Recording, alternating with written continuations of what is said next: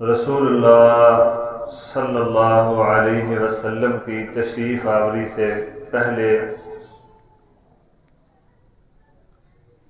اور آپ کی تشریف آوری کے وقت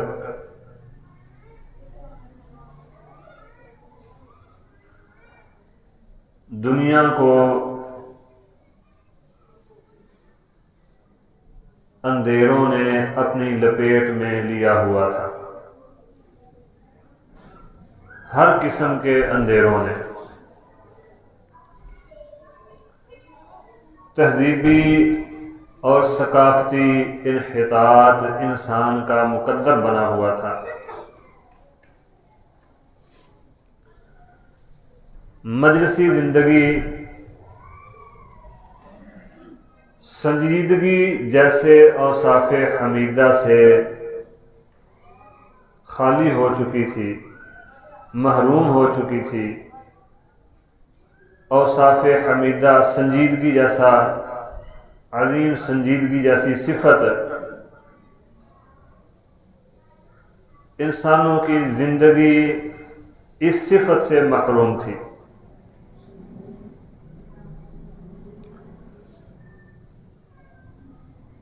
جو تہذیبیں تھیں ذلت کی گہرائیوں میں ڈوب چکی تھیں، دفن ہو رہی تھیں،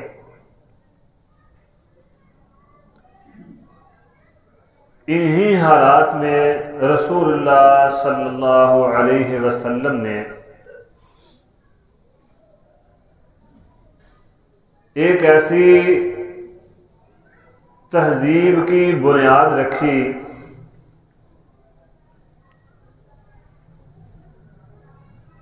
کہ جس تہذیب نے انسان کی زندگی کے ہر پہلو میں انقلاب برپا کر دیا۔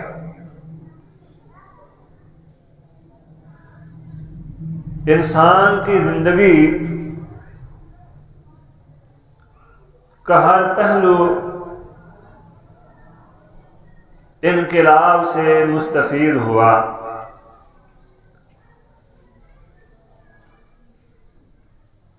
نبی صلی اللہ علیہ وسلم نے تشریف لائے جب،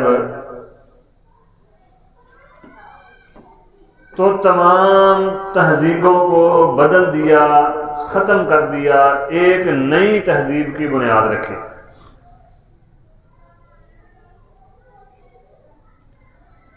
یہ ایک ایسی تہذیب تھی جس کی بنیاد امام الانبیاء محمد رسول اللہ صلی اللہ علیہ وسلم نے رکھی۔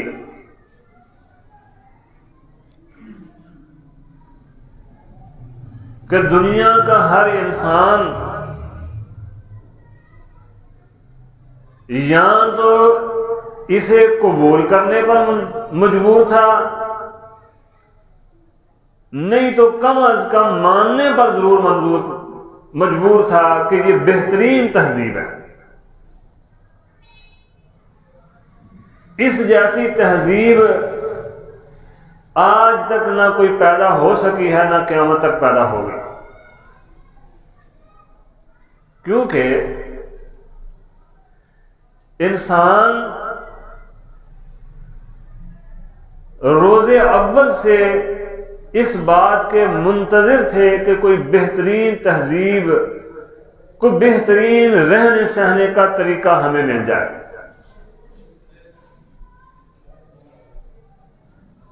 رسول اللہ صلی اللہ علیہ وسلم نے جب اعلان نبوت فرمایا، ایسی تہذیب کی بنیاد رکھ دی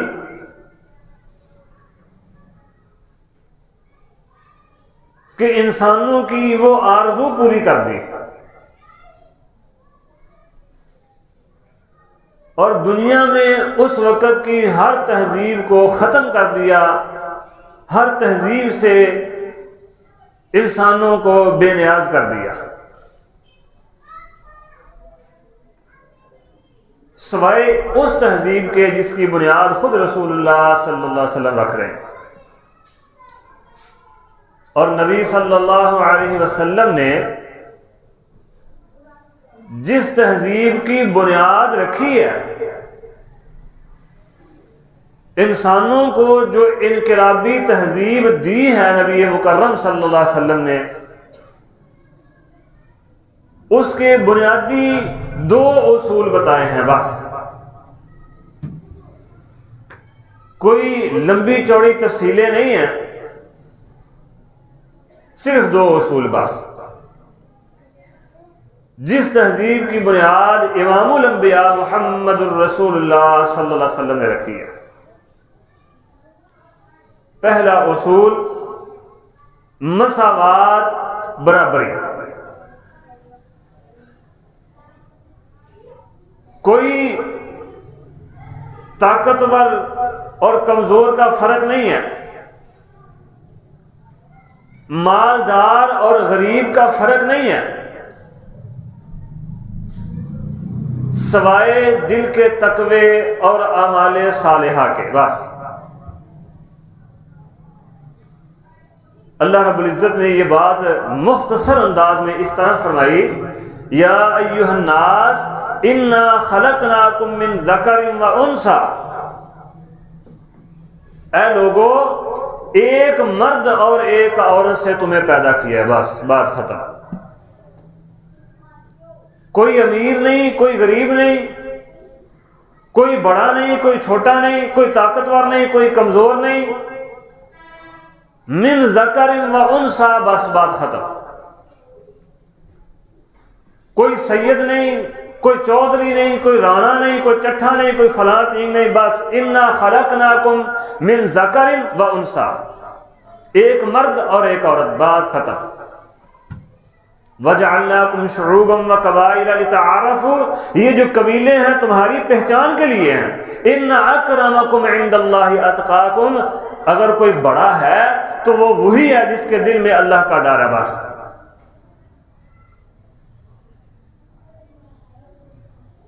سب کے سب برابر ہے،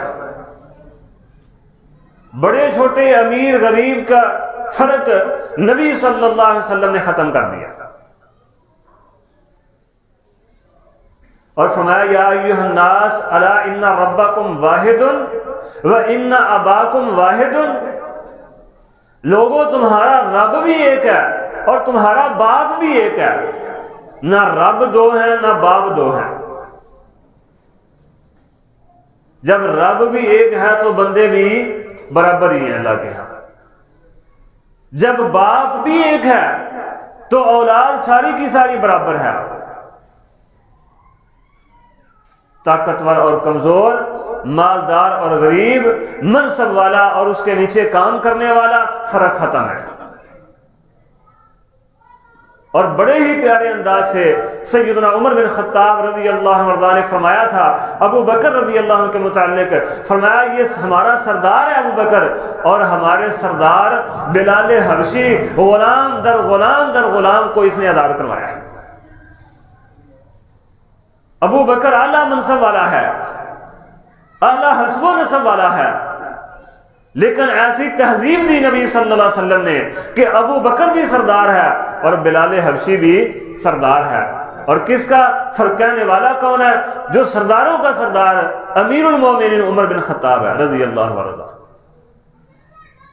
اور ساتھ ہی امام الانبیاء نے فرمایا الا لا فضل لعرب، الا لا فضل لعربی ولا لأعجمی، لوگوں خبردار، کسی عربی کو کسی عجمی پر کوئی فوقیت حاصل نہیں ہے، ولا لأعجمی علی عربی، اور نہ کسی عجمی کو کسی عربی پر کوئی فضیلت حاصل ہے، الا بالتقوی، یہ جو دل کا تقوی ہے جس کے اندر یہ وہ ہے اس کو فضیلت حاصل ہے، بس۔ یہ حجۃ الوداع کے موقع پر نبی صلی اللہ علیہ وسلم نے فرمایا، اور ساتھ فرمایا ابلغتو، میرے صحابہ کیا میں نے تمہیں پہنچا دیا، بتا دیا؟ صحابہ نے عرض کی جی اللہ کے نبی پہنچا دیا۔ بلغ رسول اللہ صلی اللہ علیہ وسلم، ہاں اللہ کے رسول نے ہمیں پہنچا دیا، بتا دیا کہ کوئی فضیلت حاصل نہیں، سب کے سب برابر ہے۔ یہ برادری ازم، یہ مال کی بنیاد پر، یہ طاقت اور کمزوری کی بنیاد پر فرق ختم ہے، کوئی فرق نہیں ہے، مساوات برابری کا درس ہے۔ اور سب سے پہلے نبی صلی اللہ علیہ وسلم نے مساوات خود کر کے دکھایا اس پر عمل۔ فاطمہ بنت اسود نے چوری کر لی فتح مکہ کے موقع پر، بڑے حسب و نسب والی تھی، اعلیٰ قبیلے والی تھی، لوگوں نے کہا اب اس کا ہاتھ کاٹا جائے گا، تو نبی صلی اللہ علیہ وسلم سے سفارش کرتے ہیں، سفارش کے لیے جائے کون؟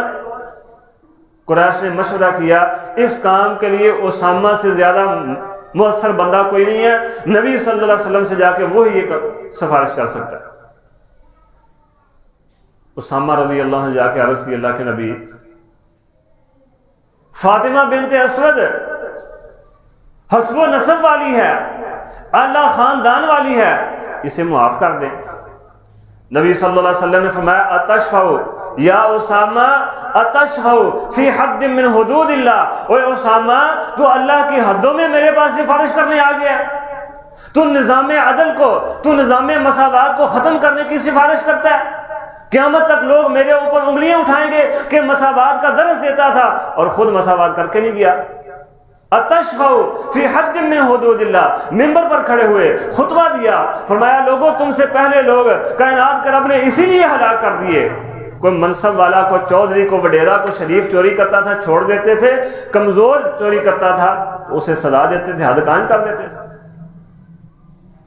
اور ساتھ ہی فرمایا امام الانبیاء نے وَإِمُ اللَّهِ، اللہ کی قسم، لَوْ كَانَ فاطمہ بنت محمد سرقت لَقَطَعَتْ يَدَهَا، اور یہ فاطمہ بن اسود کی حیثیت ہی کیا، اوقات ہی کیا، محمد کی بیٹی فاطمہ ہوتی، حسنین کریمین کی ماں فاطمہ ہوتی، جنت کے شہزادوں کی ماں فاطمہ ہوتی، علی کی عزت فاطمہ ہوتی، جنتی عورتوں کی سردار فاطمہ ہوتی، اللہ کی قسم محمد اس کا بھی ہاتھ کاٹ دیتا صلی اللہ علیہ وسلم۔ یہ ہے مساوات، کوئی فرق نہیں ہے، برابر ہے، فاطمہ بنت اسود ہو یا فاطمہ بنت محمد صلی اللہ علیہ وسلم ہو۔ یہ درس دیا امام الانبیاء نے، یہ تہذیب کھڑی کی، یہ تہذیب قائم کی، یہ انسانیت کو تہذیب دی، اور اس کا پہلا اصول یہ تھا، پہلی بنیاد یہ تھی کہ سب کے سب برابر ہے، وہ نبی کی بیٹی فاطمہ ہو یا وہ اسود کی بیٹی فاطمہ ہو۔ کیا حیثیت ہے فاطمہ بنت اسود کی سیدہ فاطمہ الزہرا رضی اللہ عنہ کے مقابلے میں؟ نبی کی بیٹی، نبی کا خون ہے، حسنین کریمین کی والدہ ہے، جنت کے شہزادوں کی والدہ ہے، نبی کے دو پھولوں کی والدہ ہے، علی المرتضی شیر خدا کی عزت ہے۔ اللہ کے پاک پیغمبر نے فرمایا لو کان فاطمہ بنت محمد سرقت لقطعت یدہا، اور ایک روایت میں لقطعت یدہ، نبی محمد صلی اللہ علیہ وسلم اس کا بھی ہاتھ کاٹ دیتے، برابر ہیں سب کے لیے قانون میں۔ اور دوسرا اصول جس پر نبی صلی اللہ علیہ وسلم نے جو انسانیت کو تہذیب دی، اس تہذیب کی بنیاد جس اصول پر کھڑی ہے، وہ دوسرا اصول یہ ہے کہ عدل کرو، نظام عدل دیا۔ اور یاد رکھیں افراد بھی اتنی دیر تک تربیت یافتہ نہیں بن سکتے، افراد کی تعمیر بھی اتنی دیر تک نہیں ہو سکتی جب تک نظام عدل قائم نہیں ہوتا۔ اور سب سے بڑا ظلم، سب سے بڑی ناانصافی وہ شرک ہے۔ سیدنا عبداللہ بن مسعود رضی اللہ عنہ فرماتے ہیں کہ اللہ کے پاک پیغمبر محمد الرسول اللہ صلی اللہ علیہ وسلم سے عرض کی، اللہ کے نبی ای الذنب اعظم، سب سے بڑا گناہ کون سا ہے، سب سے بڑی ناانصافی کیا ہے، اللہ کے نبی سب سے بڑا ظلم کیا ہے؟ امام الانبیاء محمد الرسول اللہ صلی اللہ علیہ وسلم نے فرمایا ان تجعل للہ ندا وہو خلقک، سب سے بڑا ظلم یہ ہے، سب سے بڑی ناانصافی یہ ہے، سب سے بڑا گناہ یہ ہے کہ تو اللہ کے علاوہ کسی اور کو پکارے، حالانکہ پیدا کرنے والا تجھے اللہ ہے۔ تو کائنات کے رب کے ساتھ ہی ناانصافیاں شروع کر دے، تو کائنات کے رب کے ساتھ ہی ظلم شروع کر دے۔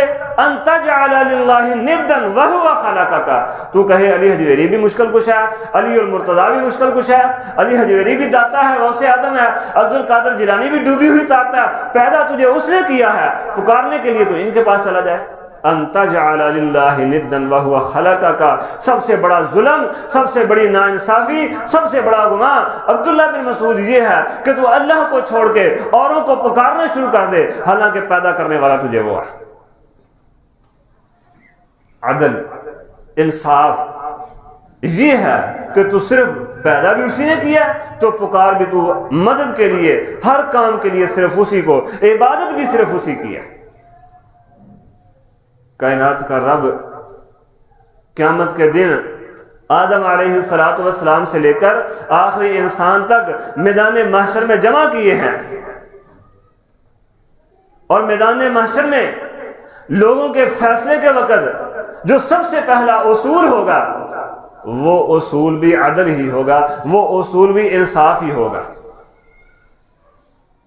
فرمایا وَنَضَعُ الْمَوَازِينَ الْقِسْطَ لِيَوْمِ الْقِيَامَةِ، قیامت کے دن وَنَضَعُ الْمَوَازِينَ الْقِسْطَ لِيَوْمِ الْقِيَامَةِ، یوم القیامہ، قیامت کے دن انصاف کے لیے، عدل کے لیے اللہ رب العزت ترازو قائم کریں گے، تاکہ کسی کے خلاف رائی کے دانے کے برابر بھی غیر انصافی نہ ہو، ظلم نہ ہو کسی پر۔ فلا تظلم نفس شیئا، ذرہ برابر بھی کسی پر ظلم نہیں کیا جائے گا۔ یہ قیامت کا دن ہے، کائنات کا رب جو چاہے فیصلہ کر دے، اس کے باوجود بھی کائنات کے رب نے پہلا اصول یہ مقرر کیا ہے کہ عدل کیا جائے گا، فیصلے عدل کی بنیاد پر ہوں گے، پہلا اصول ہے۔ اللہ کے پاک پیغمبر محمد الرسول اللہ صلی اللہ علیہ وسلم نے فرمایا، اللہ رب العزت فرماتے ہیں یا عبادی انی حرمت الظلم علی نفسی وجعلتہ بینکم، اے میرے بندو میں نے اپنی جان پر، اللہ رب العزت فرما رہے ہیں میں نے اپنی جان پر ظلم کو حرام کر دیا ہے، غیر انصافی کو حرام کر دیا ہے، میں نے اپنے لیے عدل اور انصاف کو فرض کر لیا ہے، اور ظلم میں نے تمہارے اوپر بھی حرام کر دیا ہے۔ جب کائنات کے رب نے اپنی جان پر ظلم حرام کر لیا کہ خود اللہ کسی پر ظلم نہیں فرمائے گا، تو پھر اپنے بندوں کو ظلم کی اجازت کیسے دے گا؟ پھر اپنے بندوں کو ناانصافیوں کی اجازت کیسے دے گا؟ اللہ اکبر کبیرہ۔ فرمایا فلا تظالموا، جب کائنات کے رب نے خود ظلم نہیں کرنا تو تمہیں بھی یہ اللہ کا حکم ہے کہ تم بھی ظلم نہ کرو، صحیح مسلم کی حدیث ہے۔ اللہ کے پاک پیغمبر محمد الرسول اللہ صلی اللہ علیہ وسلم یاد رکھیں، معاملہ صرف یہی تک نہیں کہ کائنات کے رب نے ظلم اپنے اوپر حرام کیا ہے، بلکہ انبیاء کو بھی یہی حکم دیا ہے۔ فرمایا یا داود انا جعلناک خلیفۃ فی الارض فاحکم بین الناس بالحق، اے داود میں اپنا نائب بنانے لگا ہوں، تمہیں اپنا زمین پر خلیفہ بنانے لگا ہوں۔ یا داود انا جعلناک خلیفۃ فی الارض فاحکم بین الناس بالحق، لوگوں کے درمیان عدل کے مطابق، حق کے مطابق فیصلے کرنے ہیں، ظلم نہیں کرنا کسی پر، نا انصافی نہیں کرنی، کسی کی طرف جھکتے ہوئے فیصلے نہیں دینے، اور نہ ہی اپنی خواہشات کی پیروی کرنی ہے۔ نبی صلی اللہ علیہ وسلم نے جس تہذیب کی بنیاد عدل کے اصولوں پر رکھی ہے، اس تہذیب میں رہتے ہوئے خود کو عدل کے لیے سب سے پہلے پیش بھی کیا ہے۔ اللہ کے نبی صلی اللہ علیہ وسلم میدان بدر میں ہیں، سواد بن غزیہ رضی اللہ عنہ میدان جہاد میں، میدان بدر میں صف میں کھڑے ہیں، لیکن صف سے تھوڑے سے نکلے ہوئے ہیں۔ نبی علیہ السلام نے آواز دی سواد صف میں سیدھے ہو جاؤ، اور سیدھا کرنے کے لیے تیر کا استعمال کیا۔ وہ تیر سواد بن غزیہ رضی اللہ عنہ کے پیڑ پر چبھ گیا، اس کا اگلا کنارہ۔ اللہ اکبر کبیرہ۔ سواد بن غزیہ رضی اللہ عنہ فرماتے ہیں عرض کی اللہ کے نبی، کائنات کے رب نے آپ کو عدل و انصاف کے ساتھ مبعوث کیا ہے، اور حق نہیں دیا تھا کہ مجھے آپ تیر چبھائیں، آپ نے مجھے تیر چبھایا، مجھے انصاف چاہیے۔ نبی صلی اللہ علیہ وسلم نے یہ نہیں فرمایا اور سواد تو مجھ سے بدلے لینے آ گیا، میں امام الانبیاء ہوں، نہیں، خود کو پیش کر دیا عدل کے لیے، انصاف کے لیے پیش کر دیا۔ ہاں مجھے رب نے اجازت نہیں دی تھی کہ سواد بن غزیہ کو تیر چبھو لو، اپنے جسد اطہر سے جب قمیض ہٹائی، سواد بن غزیہ نے نبی صلی اللہ علیہ وسلم کے پیٹ مبارک کا بوسہ لیا، اپنا پیٹ نبی صلی اللہ علیہ وسلم کے پیٹ کے ساتھ ملا لیا، فرمایا سواد کس چیز نے تجھے اس بات پر ابھارا؟ عرض کی اللہ کے نبی میدان جہاد میں ہے، موت سامنے نظر آ رہی ہے، پتہ نہیں آج کے بعد میرے نبی سے ملاقات ہو کہ نہ ہو، میری آخری خواہش یہ تھی کہ میں اپنے جسم کو نبی صلی اللہ علیہ وسلم کے جسم کے ساتھ ملا لوں۔ وہ میری خواہش کائنات کے رب نے پوری کر دی۔ نبی صلی اللہ علیہ وسلم نے عدل کے لیے پیش کیا ہے، منبر پر چڑھنے لگے عمر بن خطاب رضی اللہ عنہ۔ کون عمر بن خطاب؟ جس کی خلافت کے تذکرے کائنات کے رب نے پہلی آسمانی کتابوں میں کی ہے۔ میدان جہاد سے مال غنیمت کے طور پر کچھ چادریں آئیں، امیر المومنین نے تقسیم کر دی۔ اب چادریں اس لائق نہیں تھی کہ کسی جوان مرد کا اس سے کوئی کرتا بن جاتا، قمیض بن جاتی، لیکن انہی چادروں سے جو تقسیم کی تھی ایک چادر عمر بن خطاب کو بھی ملی۔ عمر بن خطاب جمعے والے دن جمعہ پڑھانے آئے، اس چادر کا کرتا بنا کے پہن کے آ گئے، منبر پر قدم رکھا تو عامت الناس میں سے ایک شخص نے کہا امیر المومنین یہ چادریں ہمیں بھی ملی تھی، ہمارا تو کرتا نہیں بنا، آپ کا کیسے بن گیا؟ اللہ اکبر کبیرہ۔ عمر بن خطاب کا جو پاؤں نیچے تھا وہ نیچے کا نیچے، جو اوپر تھا اسے بھی منبر سے اتار لیا۔ کہا عبداللہ ان کو بتاؤ میرا کرتا کیسے بنا ہے؟ عبداللہ بن عمر بن خطاب رضی اللہ عنہ فرمایا لوگو میں نے اپنے حصے کی چادر اپنے والد گرامی کو دی، 2 چادریں ملا کے پھر میرے باپ کا کرتا بنا۔ امیر المومنین فرمانے لگے بھائی تسلی ہو گئی ہے اور کسی کے دل میں کوئی خلش تو نہیں رہ گئی؟ عمر بن خطاب نے، امیر المومنین نے، وہ امیر المومنین جو جس رستے سے گزرے وہ رستہ شیطان بھی چھوڑتے، اس امیر المومنین نے عدل کے لیے، انصاف کے تقاضوں کو پورا کرنے کے لیے خود کو سامنے پیش کر دیا۔ یہ ہے اسلامی تہذیب جس کی بنیاد رکھی امام الانبیاء محمد الرسول اللہ صلی اللہ علیہ وسلم نے۔ عدل ہوگا، انصاف ہوگا، اور کائنات کے رب نے نبی صلی اللہ علیہ وسلم کو یہ حکم دیا ہے ان اللہ یأمر بالعدل والاحسان، ان اللہ یأمر بالعدل والاحسان وایتاء ذی القربى وینہی عن الفحشاء والمنکر۔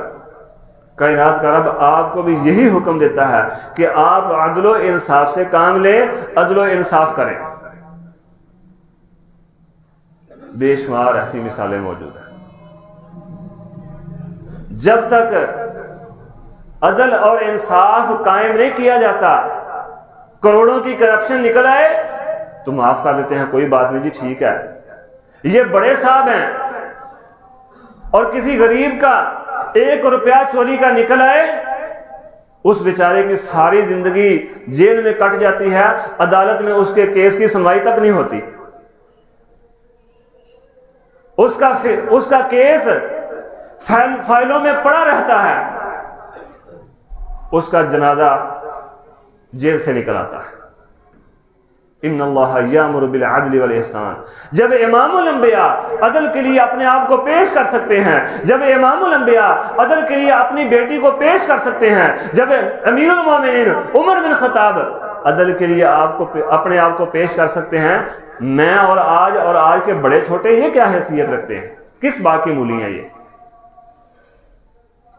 میرے بزرگوں اور ساتھیوں، جب تک عدل نہیں ہوتا، جب تک انصاف نہیں ہوتا، نبی صلی اللہ علیہ وسلم کے بتائے ہوئے اصولوں کے مطابق ہم اپنی تہذیب کو کھڑا نہیں کرتے، اسلامی تہذیب نافذ نہیں کرتے، دنیا کے کسی بھی خطے میں امن آ سکتا ممکن ہی نہیں ہے کہ امن آ جائے۔ اللہ سے دعا اللہ مجھے اور آپ کو سمجھنے کی اور عمل کی توفیق عطا فرمائے۔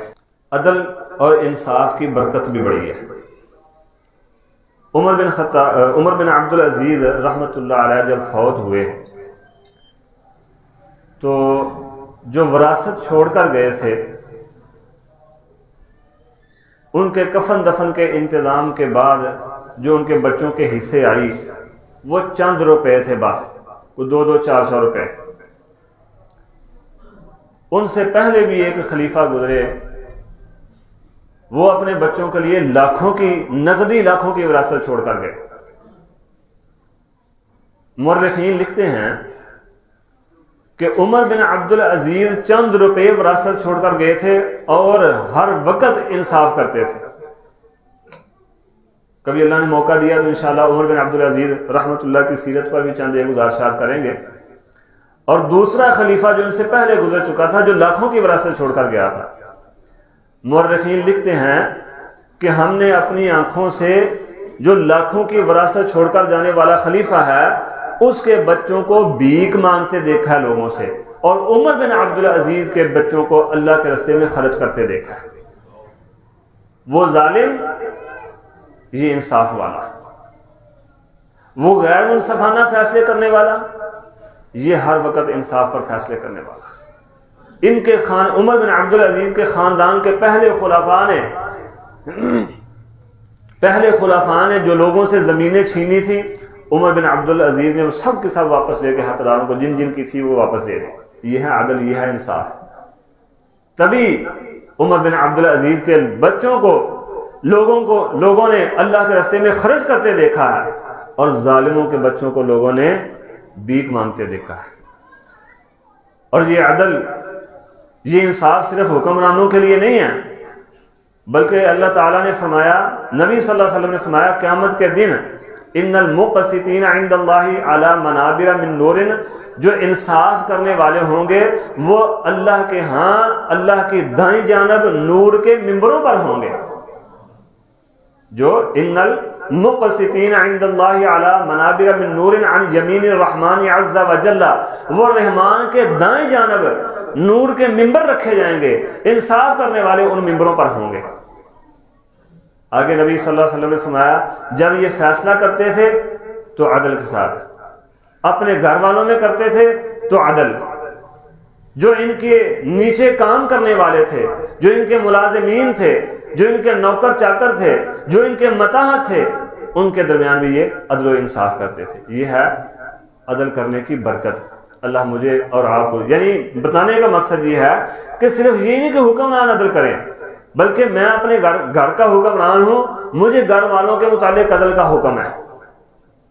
ہر شخص یہاں بیٹھا جو سربراہ ہے، وہ امام ہے، وہ گھر والوں میں عدل کرے تو اللہ تعالیٰ کے ہاں وہ بھی نور کے ممبروں پر ہوگا. اللہ مجھے اور آپ کو سمجھنے کے اور عمل کی توفیق عطا فرمائے. سبحان ربک رب العزت عما یصفون وسلام علی